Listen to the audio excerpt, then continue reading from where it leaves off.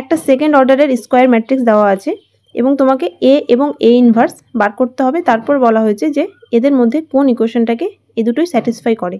ঠিক আছে, তাহলে এ ইনভার্সটা বার করতে হবে। এ ইনভার্সের ফর্মুলা হচ্ছে 1/ডিটারমিনেন্ট এ ইন্টু অ্যাডজয়েন্ট এ। তাহলে ডিটারমিনেন্ট এটাকে বার করব। ডিটারমিনেন্ট কত হবে, কোনাকুনি গুণ করব, 5 × 65 মাইনাস 8 × 64, 65 মাইনাস 64 ইকুয়ালস টু 1 হয়। তাহলে এটার ভ্যালু পেয়ে গেলাম 1। তাহলে 1/1 1ই হবে। তাহলে আমাদের শুধুমাত্র অ্যাডজয়েন্ট এটা বার করতে হবে। ঠিক আছে, তাহলে অ্যাডজয়েন্ট এ কত হয়, এটার কোফ্যাক্টর দিয়ে যে তৈরি হবে ম্যাট্রিক্সটা তার ট্রান্সপোজ হয়। আমি একবারে করছি যেহেতু সেকেন্ড অর্ডারে আছে। ঠিক আছে, দেখো 5-এর কোফ্যাক্টর 13 হবে, কোনাকুনি এলিমেন্টগুলো বসবে কিন্তু পজিশনের সাইন অনুযায়ী। ঠিক আছে, তাহলে 5-এর 13, এ দেখো এটার আর এটার চিহ্ন প্লাস হয়, প্লাস মাইনাস মাইনাস প্লাস। এবার 8-এর, ঠিক আছে 8-এর কত হবে, 8-এর এই 8 হবে কিন্তু পজিশনের জন্য মাইনাস হবে। তাহলে আমি একবারে যেহেতু ট্রান্সপোজ করছি আমি এখানে লিখছি, মানে রোটাকে কলাম করে দিলাম। ঠিক আছে, একইভাবে আচ্ছা 5-এর 13 হয়েছিল, তাহলে 13-এর 5 হবে, পজিশন প্লাসই হবে, আর এটার ক্ষেত্রেও -8 হবে। ঠিক আছে, তাহলে এটা হয়ে গেল। এবার তোমার এ ইনভার্স পেয়ে গেলে, তাহলে এ ইনভার্স ইকুয়ালস টু এই ম্যাট্রিক্সটাই হবে, হয়ে গেল। এবার তুমি দেখো যে কোনটা স্যাটিসফাই করছে।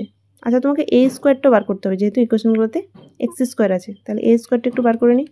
এ স্কোয়ার মানে 5 8 8 13, 5 8 8 13।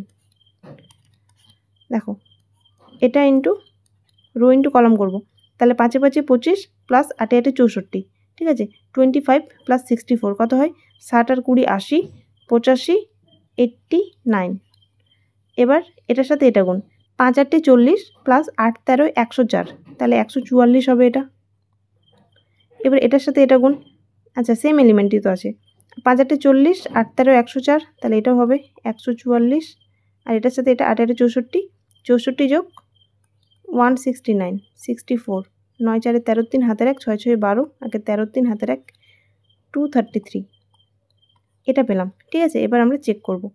তাহলে বলেছে এক্স স্কোয়ার মানে এ স্কোয়ার হবে, তাহলে এই এলিমেন্টটা 89 144 144 233 মাইনাস 18x মানে 18a হয়ে যাবে, 18 দিয়ে গুণ করতে হবে প্রতিটা।